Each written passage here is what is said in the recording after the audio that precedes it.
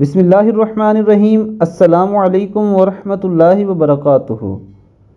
حضرت مغیرہ بن شعبہ رضی اللہ تعالی عنہ سے روایت ہے کہ میں نے نبی کریم صلی اللہ علیہ وآلہ وسلم کو وضو کرایا۔ آپ صلی اللہ علیہ وآلہ وسلم نے اپنے موزوں پر مسح کیا اور نماز پڑھی۔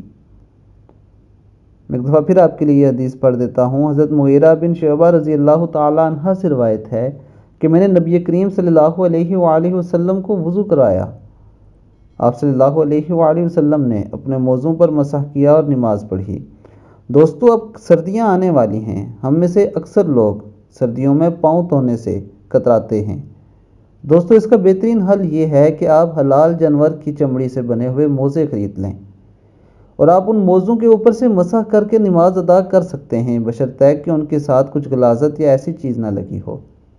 دوستو، یہ دین اسلام کی خوبصورتی ہے کہ اللہ تعالیٰ نے اپنے بندوں کے لیے آسانی پیدا کی ہے۔